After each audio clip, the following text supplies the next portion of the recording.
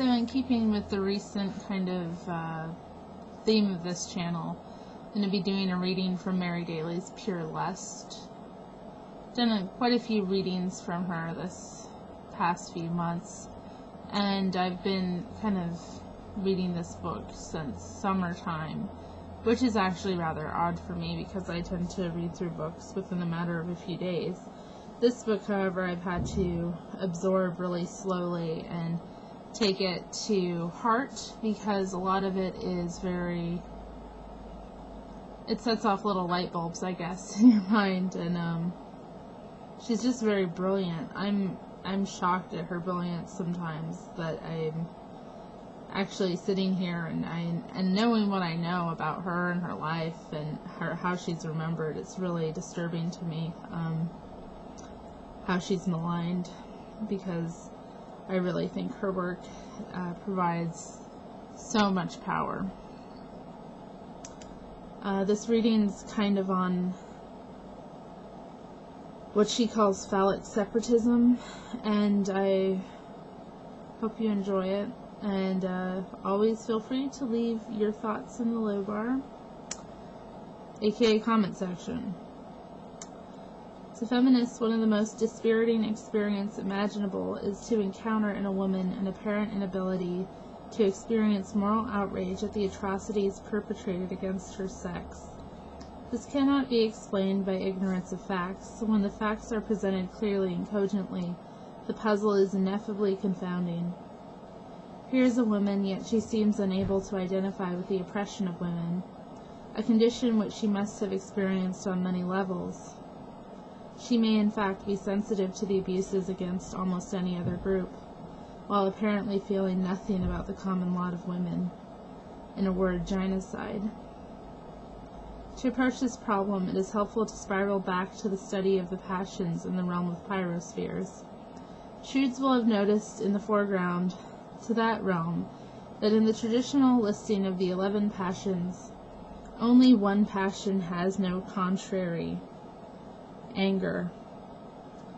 Unlike such passions as daring and fear, for example, which involve movements toward and from a difficult-to-avoid evil that is not present, anger is a movement of attack upon an evil that is present.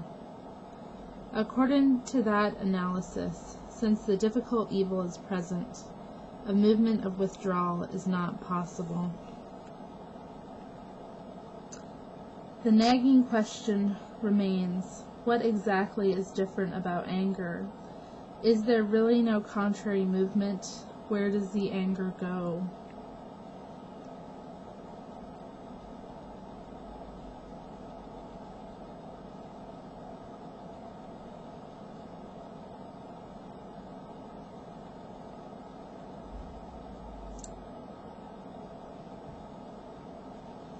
What happens to the woman identified, that is, self-identified rage of women under patriarchy? Since women abused as children cannot fight back or run away, dissociation is the logical solution. I suggest that dissociation is the missing contrary of the passion of anger. Anger can be seen as different from the other passions in this respect, namely that when it is blocked, its movement or energy splinters into fragments within the psyche. Rage then can be seen as a convertible energy form. In the state of separation, this energy in women is frequently converted into the protection of dissociated other selves. If this analysis is correct, then the key to escape from the state of separation can be found by asking a precise question concerning patriarchally possessed women incapable of moral outrage on behalf of their own selves and other women.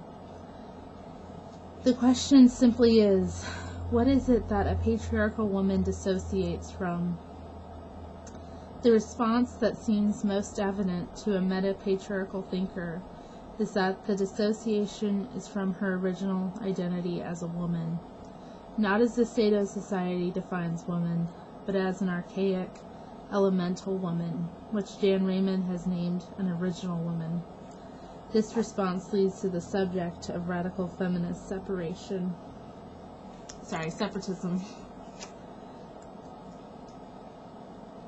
Weirds and Webster's, wielding the word separatism as one of our many labrises, can use this word to name our intent and actions that powerfully separate us from the dissociated state, releasing the flow of elemental energy. Thus understood, separatism is an essential aspect of gynophilic communication, for it separates a woman from the causes of fragmentation, the obstacles, internal and external, which separate her from the flow of integrity within herself.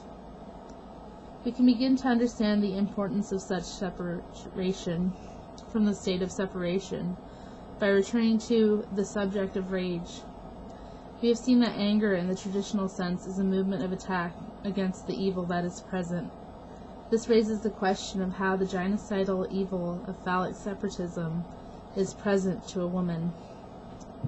In an earlier chapter, I discussed the presence of absence that characterizes phallicism.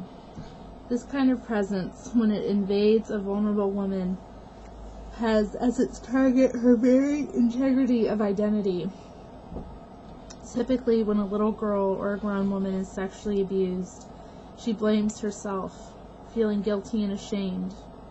Anger may not be her immediate reaction because the internal fighting back, which is the passion of anger, implies an ability to distinguish the self and her motives from those of the attacker.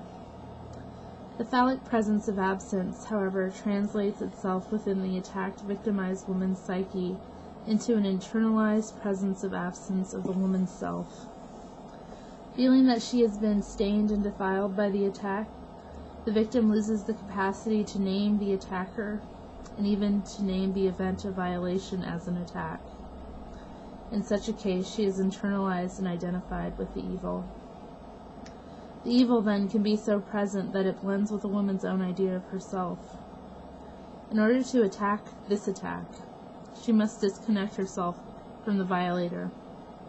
If she is caught within the maze of patriarchal images of women as weak, despicable, seductive, dirty, images injected in early childhood into every woman within patriarchy, this may be precisely the move she is unable to make.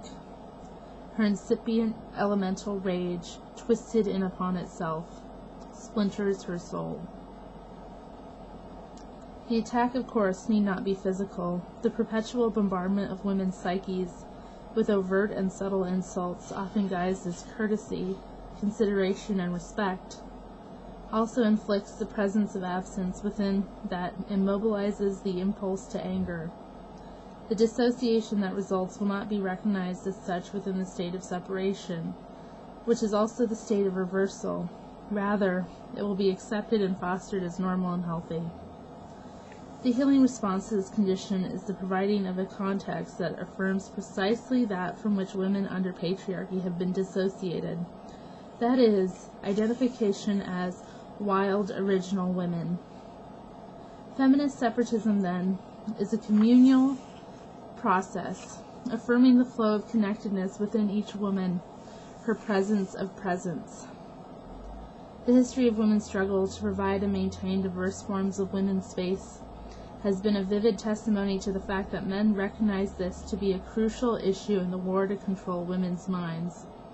Many women, moreover, deceived by rhetoric concerning equality and human rights, have been willing to cede such hard-won space. Sometimes the attack upon women's space originates in socialist circles. His propagandists manage to persuade white as well as minority women that since some men are oppressed, these men should have access to all feminist gatherings and events. These invasions are justified through ideologies that ignore the meaning and functioning of phallocracy as a radical source of other forms of repression. Particularly instructive has been the virulent and often vicious undermining by university administrators of the efforts of feminists to reserve some women's studies classes for women only. Such classes can provide the occasion for true encounters with meta-memory, for perceiving and reasoning beyond the schemata of adult, i.e. male-authored memories. They can provide context for remembering beyond civilization, for meta-patterning. Therefore, they must be undermined. The radical potential of freely thinking women is a threat to the very meaning of a patriarchal university. Indeed, such institutions are dedicated to the maintenance of the adult schemata, whose purpose is the destruction of meta-memory. They are dedicated to the proposition that the program of becoming happy cannot be fulfilled. It should come as no great shock to chronologists to find that these institutions of higher learning, which make every effort to impede the development of women's studies, also undermine black studies, and honor themselves by giving honorary degrees to fanatic proponents of the nuclear arms race. All of these practices are manifestations of the same program, the denial of the possibility of happiness. Yet in this sordid setting, there is still a struggle for the life of the mind. These institutions possess important resources for the stimulation of such life. Therefore, they remain an essential arena, a battleground, in fact, in a struggle for intellectual and emotional autonomy, that is, feminist separation from the state of separation. So, one thing that really struck me about this, because it was a topic that came up on Twitter where I was being kind of sent the messages, although it wasn't really directed at me, yesterday on women-only spaces and women-only groups. There are a lot of different activists and a lot of different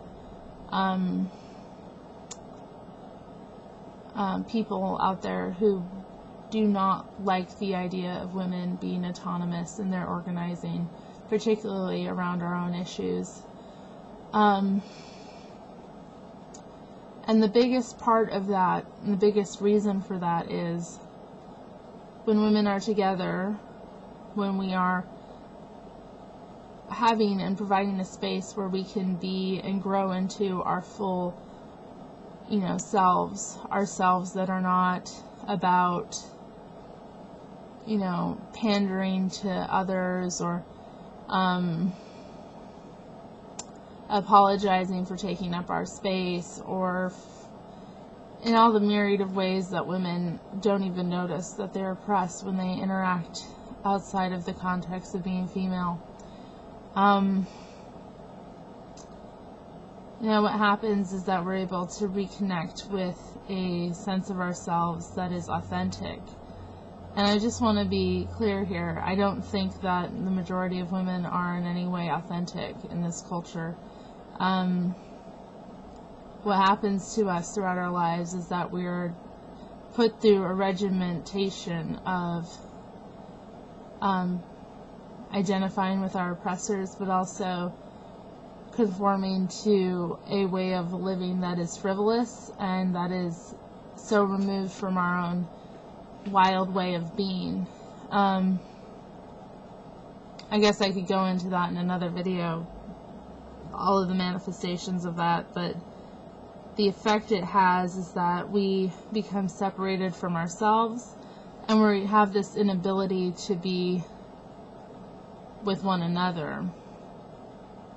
And that's really sick, because you can't actually have a authentic self if you aren't able to convene and communicate with other women. It's just not going to happen. And a lot of women do not have female friends, do not even feel like having women in their life is important. That's really disturbing. And it also, I think, evokes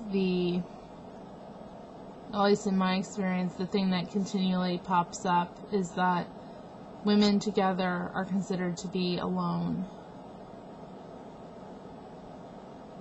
If no man is present, then we're considered to be available. We're considered to be just waiting around for a man to show up, regardless of what we're doing.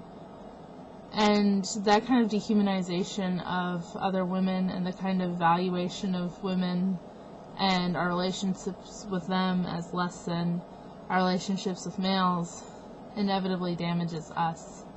and it damages us at a core level. So I hope you enjoyed that, and I hope to talk to you all soon.